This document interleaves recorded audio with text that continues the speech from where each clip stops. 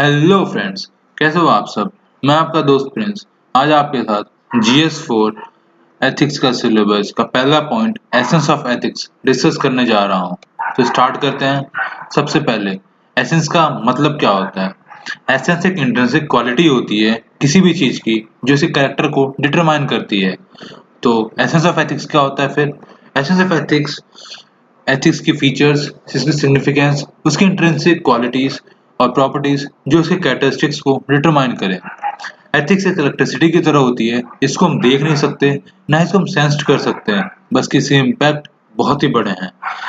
क्योंकि हम इसको देख नहीं सकते, इसको सेंस नहीं कर सकते, इसके चलते लोग इसको समझ नहीं पाते, इसकी इम्पोर्टेंस और इसकी सिग्निफिकेंस लोग समझ नहीं पाते हैं।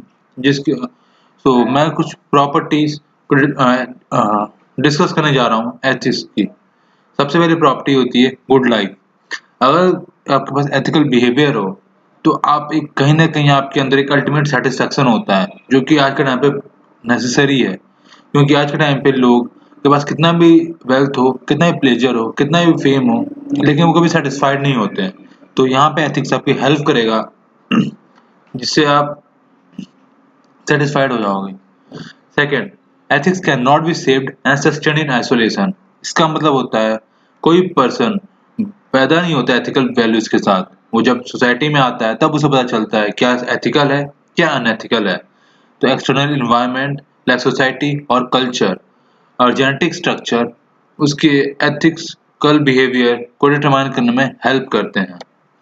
अगला, man is not only the product but also the producer of his culture. यानी कि आदमी जो होता है वो सिर्फ एथिक्स लेता नहीं है, बल्कि एथिक्स कंट्रीब्यूट भी करता है सोसाइटी में। For example slavery, discrimination earlier accepted है सोसाइटी में, बट अभी नहीं है। क्यों? क्योंकि कुछ लोग ग्रेट पर्सनैलिटीज जैसे कि राजा राम मोहन रॉय वगैरह, इन्होंने इसके खिलाफ विद्रोह किया, आवाज उठाई, आज इसे बंद कर दिया गया सोसाइटी में।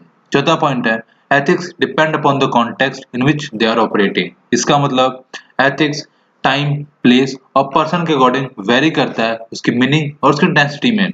एग्जाम्पल, जैसे आप कभी जाते हो तो रोड पे थूकना, रोड को गंदा करना अनएथिकल है यूरोप में, बट इंडिया में ये अनएथिकल तो है, लेकिन लोग इसे फॉलो नहीं करते। ठीक है, लोग इसे स्ट्रिक्टली फॉलो नहीं करते हमारे कंट्री में। जैसे कि दूसरा एग्जांपल देखें तो abortion, homosexuality etcetera. Different countries में डिफरेंट इम्पैक्ट ओपिनियन होते हैं इनके खिलाफ। फॉर एग्जांपल इंडिया में आज भी इसे टैबू माना जाता है। फिर ethics operate at different level like individual level, society level, international level, national level etcetera. और एथिक्स हर लेवल पे एक दूसरे को इम्पैक्ट करता है, इफेक्ट करता है। फिर ethics are subjective in nature.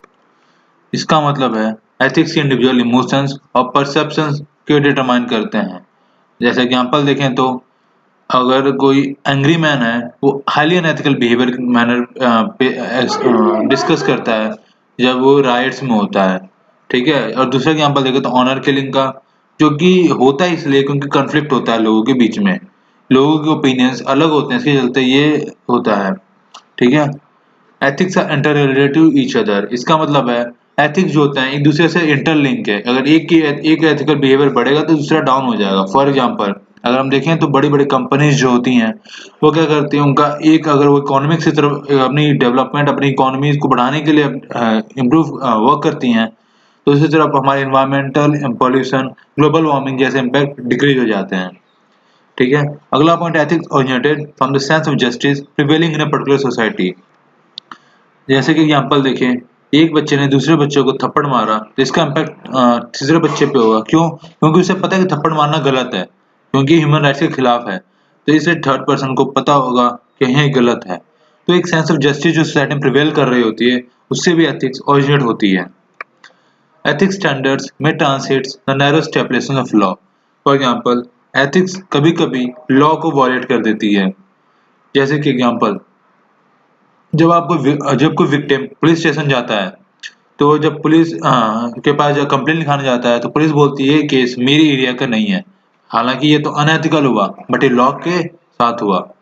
तो अगर आप लॉ का साथ दोगे तो कहीं ना कहीं आप अनएथिकल भी हो सकते हो। अगला पॉइंट है ethics are maintained and sustained by sense of responsibility and not mere accountability to some external agency but also to something within।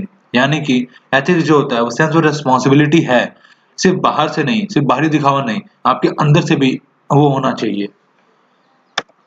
Prescriptive ethics preach a certain kind of behavior to us. It tells us how should people behave. ये हमें बताता है कि behave कैसे करना है। However, कभी-कभी ethics जो होता है उसके जो रीजन प्रिस्क्राइब करता है विद कोई रीजन नहीं होता, कोई एक्सप्लेनेशन नहीं होता। फॉर एग्जांपल, हम सबने सुना होगा बिल्ली रास्ता काट देती है तो अशुभ होता है। हम सबको नहीं पता इसका कारण क्या है एक्चुअल में। इसलिए ये ट्रेडिशनल वैल्यूज जो हैं वो दिन ब दिन डिक्लाइन होते जा रहे हैं यूथ के बीच, क्योंकि उनकी सिग्निफिकेंस, उनकी रैशनल एक्सप्लेन नहीं किया जाता। वॉलंटरी एक्शन एथिक्स जो होता है वो वॉलंटरी एक्शन होता है। कोई फोर्स से या फिर गन पॉइंट रख करके आप किसी को एथिकल अनएथिकल डिटरमाइन नहीं करा सकते। ये सिर्फ वॉलंटरी होता है। आपकी एक्शंस आपकी मर्जी से होना चाहिए, किसी बिना किसी फोर्स के। तो ये कुछ एसेंस ऑफ एथिक्स थे। मैंने सारे पॉइंट्स कवर किए हैं इसमें। Thank you so much. Please like, share and subscribe my channel. मिलते हैं अगले टॉपिक में नेक्स्ट वीडियो में। Thank you.